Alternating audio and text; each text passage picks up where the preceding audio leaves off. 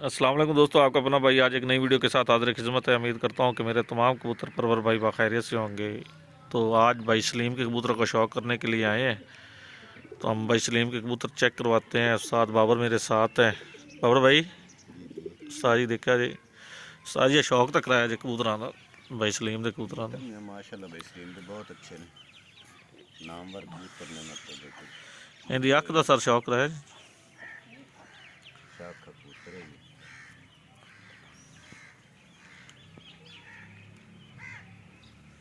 इनका सही पर का शौक रहा है।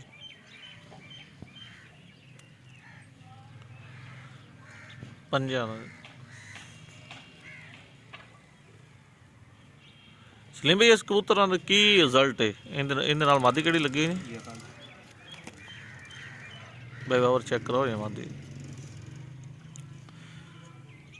पंजे खाए। अच्छे नली मौज ना खाली कबूतरी भाई इरफान, ये मौज पंजा ते टूटी है।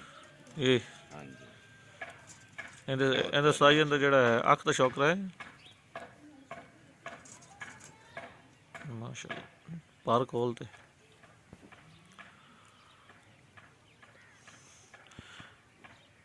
ਵੈਸਲੀ ਇਹਨਾਂ ਦਾ ਕੀ ਰਿਜ਼ਲਟ ਹੈ ਬੱਚਿਆਂ ਦਾ?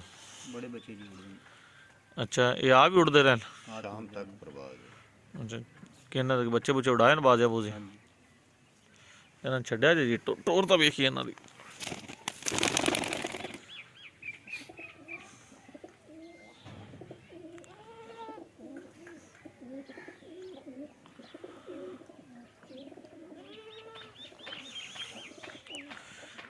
इसलिए मैं जिन्ने भी कबूतर हैं सारे डॉटे ग्रंटेड उड़न वाले कबूतर हैं भाई। यार आ लाल गाने वाले का शौक कराया जी, फड़िया जी लाल गाने वाला कबूतर? हाँ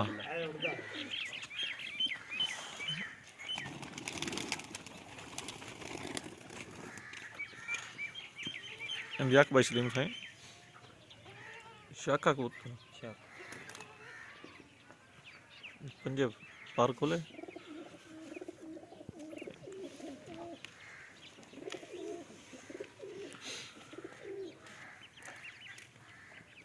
बाद लोग कहते हैं उस्ताद जी ये जेडे जे कबूतर सिर्फ खूबसूरती वास्ते उड्डण वास्ते नहीं होंगे, तुहाडा की ख्याल है इस कबूतर के बारे?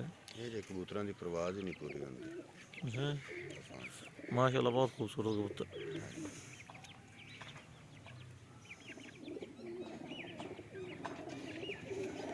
ਜਿਹੜਾ ਜੋੜਾ ਬਾਈ ਸਲੀਮ ਜਿਹੜਾ ਤੁਸੀਂ ਦਿਖਾਇਆ ਉਹਦੀ ਪੱਠੀ ਹੈ, ਇਹ ਫੜਿਆ ਜੇ ਬਾਈ ਸਲੀਮ? ਇਹ ਪੱਠੀ ਦਾ ਕੀ ਰਿਜ਼ਲਟ ਰਿਹਾ ਜੀ ਤੁਹਾਡੇ ਕੋਲੇ?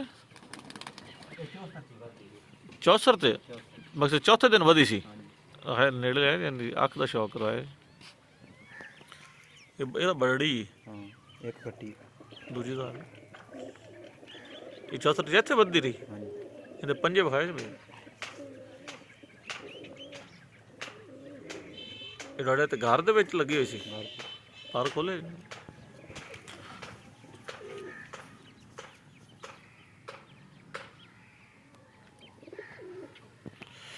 ਇਹ ਘਰ ਕਿੰਨੀਆਂ ਕਿੰਨੀਆਂ ਬਾਜ਼ੀਆਂ ਉੱਡੀ ਸੀ?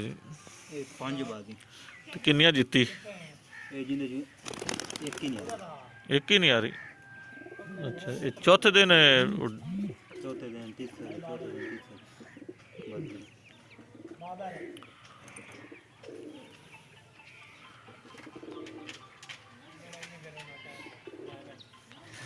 हमारी सारी चीज़ें मार के डब्बी जाने से हम मार देना एक करिए चला में कभी